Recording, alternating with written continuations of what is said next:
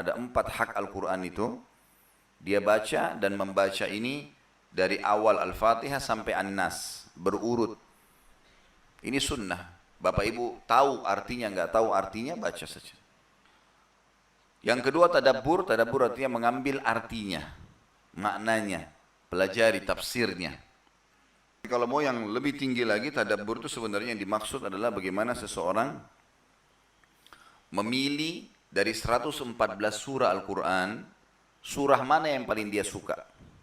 Maka dia pilih surah yang paling dia suka, kemudian dia mulai tadabburi. Baca, setiap hari jadwalkan. Baca beberapa ayat, kalau saya sarankan itu minimal 10 ayat. Baca 10 ayat dengan terjemahannya.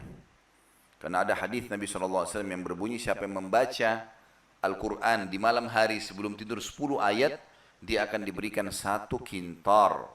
Dan 1 kintar itu lebih baik daripada dunia dan seluruh isinya. Dunia dan seluruh 10 ayat saja. Baca ayatnya, baca terjemahannya. Kalau bisa punya Quran sekalian di rumah yang dengan tafsirnya bagus, ada sebab nuzulnya, belajar.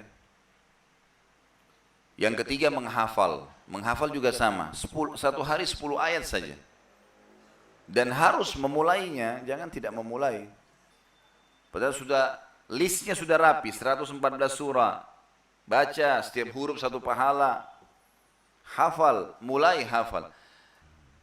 Hafal Bapak Ibu sekalian. Nanti saya lupa, itu waswas syaitan. Enggak ada orang hafal 30 juz, lupa 30 juz.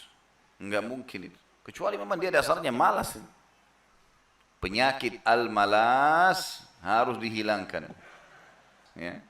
Amalin, mulai. Dan ini juga cara menghafal, tidak harus dari surah pertama sampai surah 114. Pilih surah yang paling kita suka apa? Hafallah 10 ayat, 10 ayat, 10 ayat, 10 ayat. Amalkan dalam sholat. Asal mau saja. Jangan malas. Ya. Ini syaitan ini. Membuat kita malas, menganggap berat. Mulai dulu.